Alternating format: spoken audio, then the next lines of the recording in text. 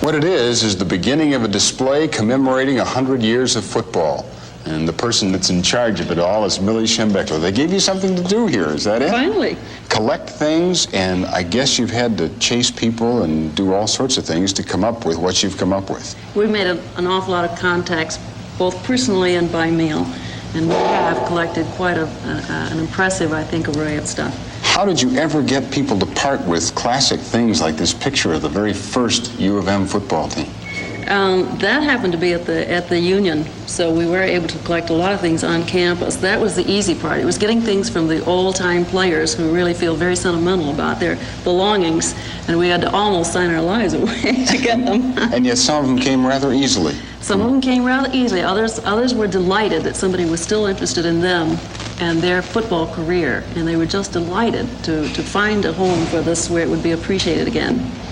It's 1879 team I really like, and the leather nose guard. Did that come from John Falk? Did he have that? The leather nose guard, along with other things, were in a display case in the football building. And that is one of the rare and unique items that we were lucky enough to have. And this is just the beginning of a display that really runs all the way around Chrysler Arena. Yes, we have 18 cases, Larry, and we've been fortunate enough to gather enough stuff to fill them all.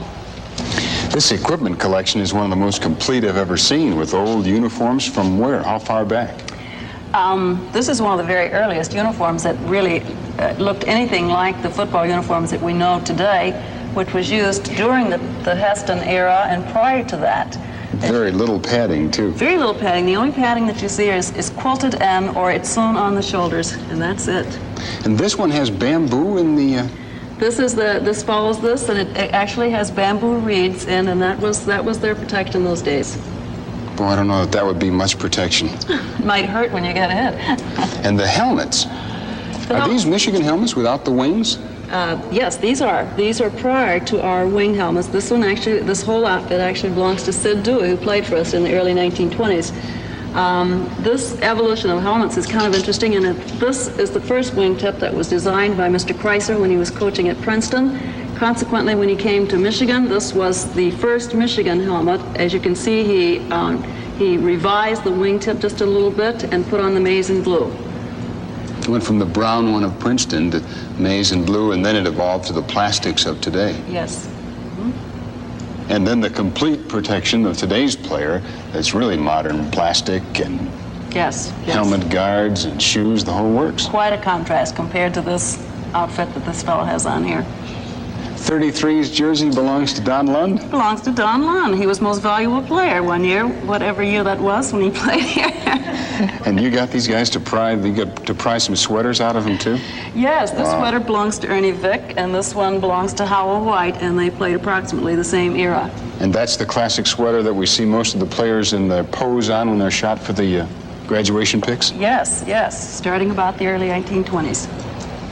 You've reserved some special places for the men who've coached Michigan football, too. Kipke, Yost, Chrysler, Oosterbaan, Bump Elliott. And a little time for Bo, too, I see. A little. And here, a place for Michigan's All-Americans. How many of them are there? We have 74. We also are proud that we have 55 living All-Americans, and we expect to see some 40 of them back for homecoming this fall. That ought to be a special time when they all gather again. Certainly. You can get them by this, and they can all take a look at their pictures and see if they want anything changed, huh? I've done a lot of reading about Michigan football, and I didn't know there were two little brown jugs. I didn't know it either until we started doing our research. And the story is that this is the brown jug that is exchanged between the teams from year to year. But in 1931, this was stolen, and it stayed lost for some time. And in the meantime, this one was painted up as a replacement. And it just turned up again? It turned up again on somebody's porch, I think, here in Ann Arbor. And unfortunately, neither one of them is the real little brown jug. Neither is the real little brown jug. What happened to that one? It was broken. It was just a regular old crock jug with no painting. In the case for the retired numbers of Michigan football players, Ron Kramer's 87, Oosterbaan's 47, the 11 that got retired 3 times, actually. A unique situation, the brothers Wistard. We boast that we're the only major college who has 3 first-string All-American brothers. And old 98, too. And old 98. Millie, will this be open in the fall? Can people come through Chrysler Arena and see all of this? It certainly will.